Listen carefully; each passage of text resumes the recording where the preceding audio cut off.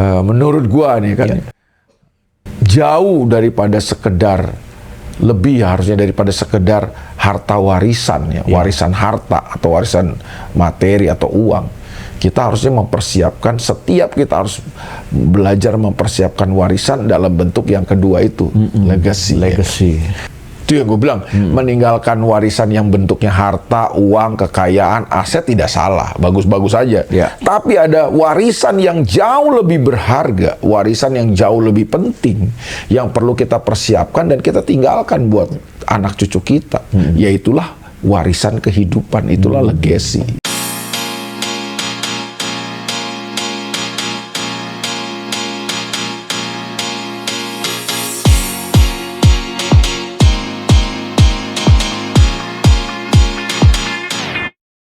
Shalom Bapak Ibu Saudara yang dikasih dalam Tuhan, puji Tuhan. Senang boleh menyapa Bapak Ibu Saudara lagi melalui program kesayangan kita tentunya, Garansi.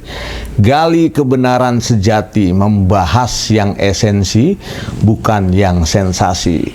Kita semua tentunya di tim Garansi berharap ketika Garansi hadir di ruang-ruang saudara, maka akan membawa keseimbangan dalam hal merenungkan firman Tuhan dan mengaplikasikannya dalam kehidupan kita sehari-hari. Dan seperti biasa tentunya saya masih selalu ditemani oleh seorang hamba Tuhan yang setia dalam program ini yaitu KL Lia Duta Makarawung. Mana KL kabar? Aman. Luar biasa, aman dan amin. Amin. Kalau udah aman, amin. Harus amin, supaya happy ending semua. Siap. Ya kan? Luar biasa. Nah, hari ini kita akan angkat satu topik yang menurut gue penting juga nih, Kael. Oke, apa Bet? Kita sehari-hari ya. Ya, apa itu Bet? Hal yang seringkali diuber orang, ya kan? Apalagi kalau menyangkut tentang sesuatu yang berharga, yaitu warisan, legacy. Itu kalau udah bicara warisan tuh secara umum ya, bukan hanya di mana aja lah, pokoknya gue perhatikan ya. Itu orang akan ngotot, akan minta bagian, ya kan, akan ya pokoknya memperjuangkan lah bagaimana caranya. Kalau misalkan anaknya ada 5 nih, gua bagian harus yang paling banyak nih, misalnya karena gua anak pertama gitu, adik-adik nanti gimana lah gitu. Bahkan dengan adanya hal ini ya, warisan itu bisa kadang-kadang bisa memicu konflik dalam rumah tangga. Ya secara umum kita udah tahu, bahkan mungkin juga pemirsa Garansi juga mengalami hal ini ya gitu ya. Tetapi pertanyaannya gini, kan itu kan warisan di dunia nih. Artinya legacy yang seperti itu pernah nggak kita perjuangkan untuk kita mendapat sesuatu yang baik dari orang tua kita? Kan warisan bukan hanya sekedar bicara tentang harta benda juga kan, tapi juga bicara tentang sesuatu yang baik. Ya kalau kita dalam komunitas orang percaya tentunya warisan iman, warisan nilai-nilai luhur dalam pelayanan gitu. Gimana Kak menyikapi hal itu? Jadi ya menarik ya untuk membahas warisan ini ya. Nah warisan itu sendiri sih kalau menurut gua kita bisa bagi menjadi 2 ya kan. Jadi bahasa Inggris itu membedakan antara heritage dengan legacy ya kan. Legacy. Jadi kalau heritage itu lebih kepada materi, kepada benda ya kan. Tapi kalau legacy itu lebih kepada apa ya, nilai-nilai kehidupan, teladan kehidupan dan lain sebagainya. Nah sayangnya itu yang tadi lu udah bilang, ada banyak persoalan muncul, masalah terjadi itu baik dalam keluarga ya kan, hubungan antara orang tua sama anak ya kan, ibu dan anak ya kan, antara sesama anak, kakak dan adik dan lain sebagainya, antara saudara bersaudara itu bisa baku hantam, baku serang, bahkan tidak sedikit yang baku bunuh, cuma gara-gara harta warisan. Bahkan kadang-kadang hubungan kakak beradik aja, saudara bersaudara itu bisa rusak sekalipun misalnya orang tuanya mungkin belum meninggal ya. Kalau orang tuanya udah meninggal, kita udah banyak tuh denger ya kan. Kadang-kadang ada loh orang tuanya belum meninggal, tapi anak-anak udah ribut-ribut ya kan. Udah hubungan udah rusak karena masalah warisan ini. Apalagi kalau misalnya orang tuanya mungkin cara mendidik anaknya mungkin Ada yang termasuk begini, pilih kasih gitu. Si papa sayang sama anak yang keberapa, si mama sayang sama anak yang keberapa. Nah, itu bisa lebih crowded lagi tuh masalahnya kan. Tapi yang kita mau bahas di sini kalau menurut gua lebih jauh adalah harusnya bukan sekedar heritage ya, bukan sekedar warisan harta. Ya. Oke, meninggalkan warisan yang bentuknya harta, aset, materi, ya kan, kepada anak cucu kita sih bagus-bagus saja, ya kan? Tidak ada yang salah dengan itu. Walaupun kita melihat ada banyak juga yang akhirnya menjadi persoalan, ya kan. Tidak semua, tapi ada banyak yang bisa menimbulkan persoalan, ya kan. Yang kedua, kalau kita cuma meninggalkan harta, warisan berupa harta, benda ke anak cucu kita, ya mungkin untuk kurun waktu beberapa lama mungkin anak-anak kita mungkin bisa hidup dengan warisan itu. Tapi berapa banyak yang kita jumpai juga dalam kehidupan ini, orang tua yang meninggalkan harta warisan kepada anak-anaknya, dan anak-anaknya akhirnya kalau tidak punya nilai-nilai kehidupan yang baik, yang benar, yang kuat, ya harta itu habis juga. Akhirnya ya kere juga, ya kan, melarat juga, hancur juga kehidupannya kan. Kita udah banyak kan lihat. Nah, makanya menurut gua nih kan, jauh daripada sekedar, lebih harusnya daripada sekedar harta warisan ya, warisan harta atau warisan materi atau uang. Kita harusnya mempersiapkan, setiap kita harus belajar mempersiapkan warisan dalam bentuk yang kedua itu, legacy. Ya. Nah, kita baca dulu ayatnya ya. Alkitab tuh bilang dalam Amsal pasal 13 ya, ayat 22 ya. Amsal 13 ayat 22. Coba lu baca nih, Bet. Gue baca ya, Amsal pasalnya yang ke-13 ayat 22. Demikian kata firman Tuhan. Amsal 13 ayat 22, orang baik meninggalkan warisan bagi anak cucunya, tetapi kekayaan orang berdosa disimpan bagi orang benar. Ya, jadi Alkitab bilang kalau kita ini orang baik, kita pasti akan mempersiapkan dan meninggalkan warisan bagi anak cucu kita. Menurut gua ayat ini tidak hanya berbicara soal warisan harta. Ayat firman ini berbicara jauh melampaui itu. Itu yang gue bilang, meninggalkan warisan yang bentuknya harta, uang, kekayaan, aset tidak salah, bagus-bagus aja. Tapi ada warisan yang jauh lebih berharga, warisan yang jauh lebih penting, yang perlu kita persiapkan dan kita tinggalkan buat anak cucu kita, yaitulah warisan kehidupan, itulah legacy. Nah, legacy ini penting.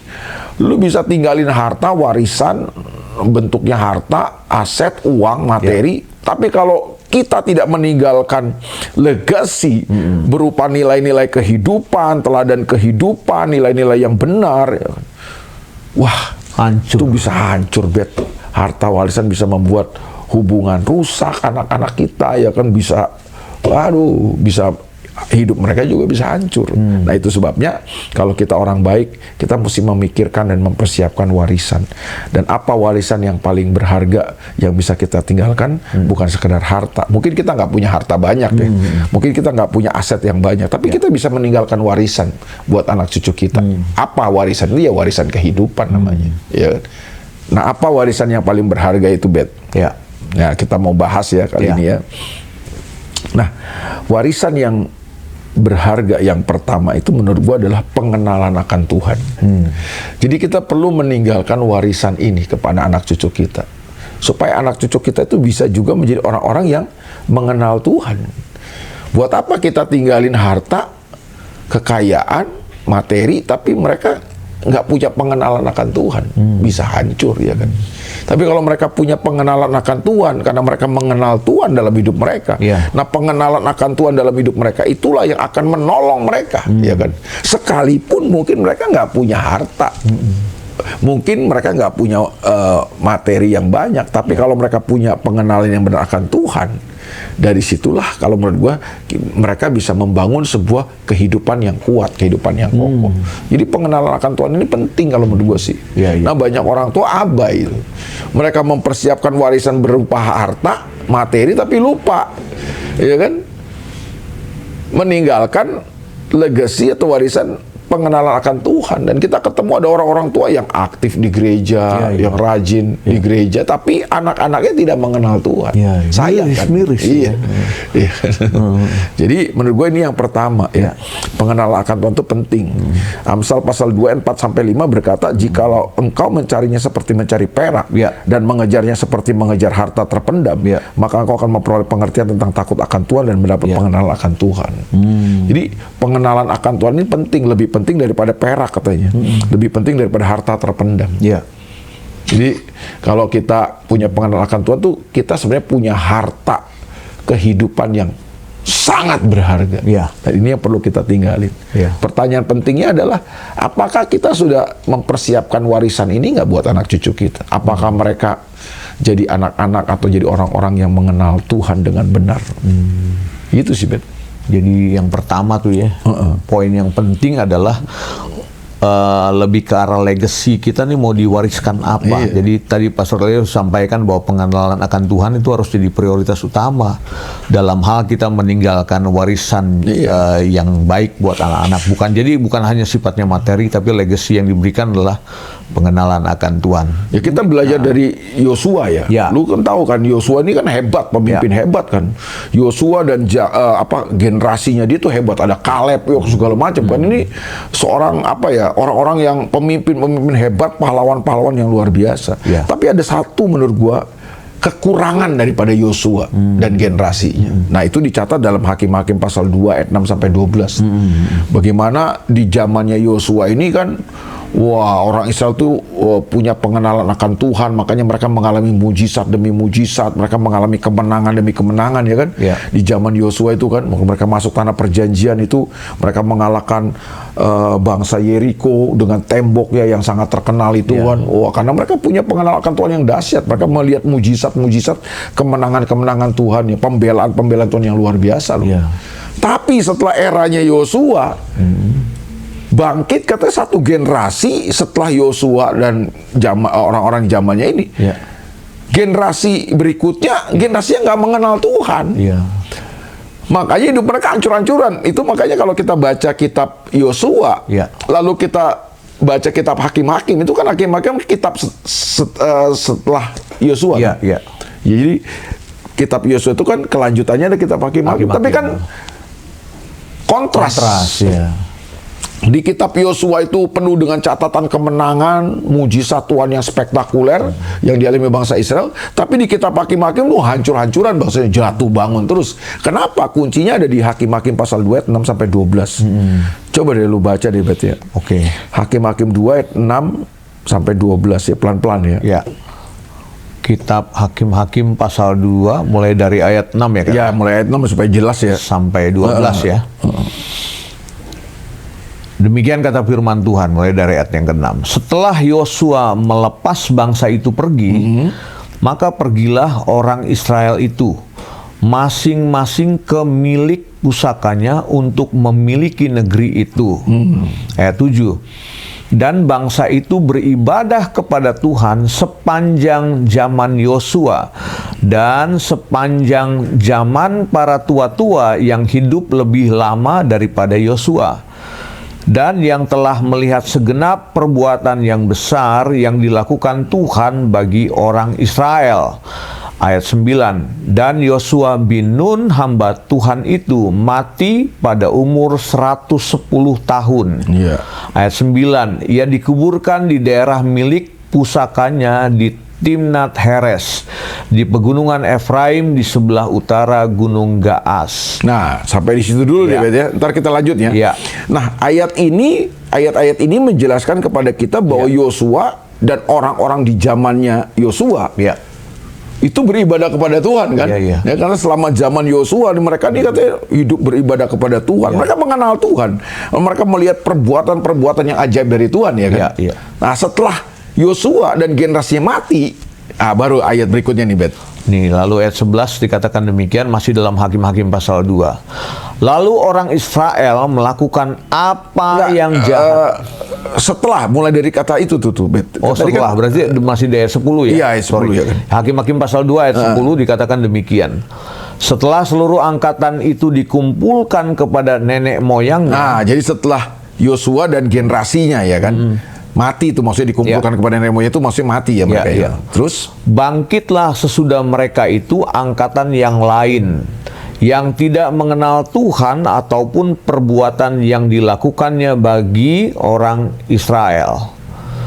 Ayat 11, lalu orang Israel melakukan apa yang jahat di mata Tuhan dan mereka beribadah kepada para Baal. Ayat 12, mereka meninggalkan Tuhan Allah nenek moyang mereka yang telah membawa mereka keluar dari tanah Mesir, lalu mengikuti Allah lain dari antara Allah bangsa-bangsa di sekeliling mereka dan sujud menyembah kepadanya, sehingga mereka menyakiti hati Tuhan. kontras kan? Ya. Jadi zamannya Yosua, generasinya Yosua ini hebat karena mereka punya pengenalan akan Tuhan ya. Mereka mengalami kemenangan-kemenangan yang luar biasa. Setelah zamannya Yosua bangkit satu generasi, satu angkatan yang nggak kenal Tuhan, makanya hidup mereka hancur baur ya. Berarti di situ ada mata rantai yang keputus. Iya. Ya. Kalau zaman Musa kan diwarisannya ke Yosua. Ya. Berarti persoalannya ada di mana? Berarti persoalannya adalah generasi Yosua ini hebat, tapi mereka lupa meninggalkan legacy. Mereka lupa meninggalkan warisan pengenalan akan Tuhan. Makanya generasi berikutnya nggak mengenal Tuhan. Ini penting. Kita belajar dari Yosua lah, supaya generasi kita berikutnya ya tidak seperti yang dialami oleh bangsa Israel. Mereka hidupnya jatuh bangun. Iya sih. Nah, yang kedua, kalau menurut gua warisan yang kedua adalah warisan iman. Jadi iman ini penting ya kan. Jadi kan kita tuh kan perlu bertumbuh dalam iman ya kan. Jadi kita percaya Yesus, bertobat itu oleh iman, tapi kita kan harus terus bertumbuh dong. Ya, dalam perjalanan kekesan kita, iman kita ini kan perlu bertumbuh. Nah, iman yang bertumbuh itulah yang harus kita wariskan kepada generasi berikutnya atau anak cucu kita. Nah, banyak orang tua abai itu. Kenapa? Ya jangan-jangan karena mereka juga tidak bertumbuh dalam iman ya kan. Mereka imannya stuck ya kan. Imannya mengalami stagnasi, nggak bertumbuh ya, makanya mereka nggak bisa tinggalkan warisan iman. Nah, harusnya kita meninggalkan warisan iman. Iman bertumbuhlah makanya dalam iman kita. Iman kita terus bertumbuh supaya kita bisa meninggalkan warisan iman ini kepada generasi berikutnya. Ya kan? Seperti yang dialami oleh seorang anak muda ya yang dipakai Tuhan dengan luar biasa, namanya Timotius. Nah, Timotius ini kenapa dia punya iman yang teguh, punya iman yang luar biasa, bahkan sampai akhirnya dia menjadi muridnya Paulus ya kan, dan akhirnya menjadi seorang hamba Tuhan, gembala ya kan, yang luar biasa ya. Ya karena dia punya teladan iman dari neneknya, dari ibunya ya kan. Ya kemungkinan mungkin dia telah ditinggal oleh ayahnya waktu dia kecil ya. Ayahnya meninggal dunia atau kita nggak tahu, tidak dicatat oleh kami, tapi dari iman neneknya yang bernama Louis dan dari iman yang dimiliki oleh ibunya yaitu Eunike, akhirnya kita lihat ada satu anak yang luar biasa ya kan, yang bernama Timotius yang dipakai Tuhan dengan luar biasa. Bahkan Paulus sendiri memberi apresiasi pujian ya kepada Timotius ya. Tidak ada seorang katanya yang telah membantu Paulus dalam kelemahan, dalam pelayanan Paulus itu seperti Timotius ya. Dia telah memberikan segalanya seperti seorang anak kepada bapaknya. Dari mana sih muncul seorang Timotius yang hebat ini? Ya karena dia punya teladan iman dari neneknya dan ibunya. Yang mungkin setiap hari dalam kehidupannya waktu dia kecil, dia bertumbuh, dia ngelihat bagaimana ibunya berharap sama Tuhan, bagaimana ibunya beriman sama Tuhan, ya kan, menghadapi semua situasi, keadaan, realita kehidupan, mungkin penderitaan kehidupan yang begitu ya banyak ya. Ya mungkin dia ditinggal sama ayahnya dari sejak kecil, bagaimana ibunya terus mendidik membesarkan dia dengan sendiri, mungkin dia harus berjuang buat keluarga kan. Itu dia lihat teladan iman ibunya, dan kemudian iman itu bertumbuh juga dalam kehidupan. Jadi ini warisan kalau menurut gue sih. Jadi memang tadi yang kayak udah bilang jadi dua poin penting yang kita pelajari hari ini dan kita dengar tentunya. Yang pertama jangan lupa saudara, yaitu pengenalan akan Tuhan itu harus jadi porsi utama dalam kehidupan kita sebagai orang percaya. Yang kedua adalah tinggalkan warisan iman. Nah yang ketiga nih Ben, tiga aja lah kita baginya, tiga aja lah ya kan. Yang ketiga menurut gua bukan hanya iman, tapi juga nilai-nilai kehidupan dan kualitas karakter. Ini penting ya. Kalau kita nggak meninggalkan nilai-nilai kehidupan dan kualitas karakter kepada anak kita, mereka nanti mungkin bisa jadi orang pinter, tapi tanpa karakter. Dan kita temukan hari ini Iya, banyak sekali. banyak orang tua cuma sekolahin anaknya. Iya. Bagus sih sekolahin anaknya kan. Ya kan, mempersiapkan anaknya dengan cara menyekolahkannya ke sekolah-sekolah yang bagus sampai luar negeri dan lain sebagainya. Pinter sih anaknya mungkin, tapi nggak punya karakter. Karena nggak ada nilai-nilai kehidupan dan kualitas karakter yang diwariskan. Iya. Ya. Nah ini penting. Amsal pasal 22 ayat 1, coba lu baca David. Oke, kita akan lihat apa kata firman Tuhan dalam kitab Amsal pasalnya yang ke-22 ya. 22 ayatnya yang pertama. Dikatakan demikian. Nama baik lebih berharga daripada kekayaan besar, dikasih orang lebih baik daripada perak dan emas. Jadi nama baik itu lebih berharga. Nama baik di Alkitab itu kan bukan namanya bagus gitu loh, misalnya George, ya kan, Andrew, bukan gitu. bukan yang model-model begitu, bukan itu nama-nama bagus. Tapi nama baik itu bukan itu, ya kan. Mungkin namanya juga nggak keren amat ya, misalnya Bondan atau apa ya kan misalnya. Mungkin namanya cuma sekedar Agus ya kan, tapi nama baik kan bukan sekedar nama baik, itu di Alkitab itu selalu berkaitan dengan karakter. Ya. Makanya kapan Tuhan mengubah hidup seseorang, dia mengubah namanya kan. Betul. Iya kan? Ya, Abram jadi Abraham, ya kan? Yakub jadi Israel kan gitu kan. Jadi selalu nama itu mengandung kualitas karakter ya kan. Lalu coba ayat satu lagi, Amsal 29 ya, ayat 15 nih. Ini ayat-ayat yang memberitahu kepada kita bahwa ini loh warisan yang kita bisa tinggalkan kepada anak kita ya. Ya. Amsal 29 ayat 15. Tongkat dan teguran mendatangkan hikmat, tetapi anak yang dibiarkan mempermalukan ibunya. Iya, dari mana sih nilai-nilai kehidupan dan kualitas karakter itu dihasilkan? Dari mana? Ya dari didikan kan. Proses kita mendidik anak kita itu kan, itulah yang akan menghasilkan nilai-nilai dan karakter dalam hidupnya. Kalau kita nggak pernah didik anak kita, ya cuma kasih fasilitas, kasih makan, ngebesarin doang, gampang. Tapi yang susah jadi orang tua itu adalah apa? Mendidik ya. Nah Alkitab bilang tongkat dan teguran mendatangkan hikmat. Nah anak yang dibiarkan, maksudnya anak yang nggak didik, satu saat dia akan mempermalukan orang tuanya. Orang tua. Iya. Iya. Amsal 29:17 ya gue baca nih katanya. Didiklah anakmu, maka ia akan memberikan ketentraman kepadamu dan akan mendatangkan sukacita kepadamu. Banyak orang tua punya uang banyak, kaya, tapi nggak bahagia, hidup menderita di akhir di masa tuanya. Kenapa? Ngelihat anak-anaknya nggak punya kualitas karakter. Kenapa? Jangan-jangan karena kita nggak mendidik anak kita. Kita lupa. Kita cuma memberi fasilitas, tapi kita nggak mendidik anak-anak kita gitu. Ini satu lagi nih ayatnya. Amsal 22 ayat yang ke-6. Didiklah orang muda menurut jalan yang patut baginya, maka pada masa tuanya pun tidak akan menyimpang daripada jalan itu. Ia tidak akan menyimpang. Jadi anak-anak kita didik dengan nilai-nilai kehidupan, dengan karakter Kristus, sampai dia tua dia nggak akan menyimpang. Itu 3 poin penting yang harus kita ulangi ya tentunya dalam hal memberikan legacy yang baik buat anak-anak kita. Yang pertama tadi jangan lupa pengenalan akan Tuhan. Yang kedua wariskan ajarlah iman. Mereka untuk mengenal Tuhan. Itu yang pertama. Yang kedua wariskan iman. Iman yang bertumbuh. Yang ketiga tadi ya Kael, nilai-nilai kehidupan dan kualitas karakter Kristus harus jadi bagian dalam kehidupan. Itu harus berulang-ulang tuh. Jadi jangan abai nih. Jangan sampai mereka tumbuh jadi anak yang nggak menghormati orang yang lebih tua, nggak menghormati Tuhan, ya kan? Penting ya. Ya itu penting sekali, dan saya harap tayangan garansi kali ini akan mengubah paradigma kita, karena memang garansi hadir buat saudara untuk membahas yang esensi, sekali lagi bukan yang sensasi. Mendapat tempat di hati kita semua, dan sampai berjumpa di tayangan garansi yang akan datang. Dan di akhir program ini Pastor Eli akan berdoa buat pemirsa garansi. Silahkan Kael. Mari kita berdoa.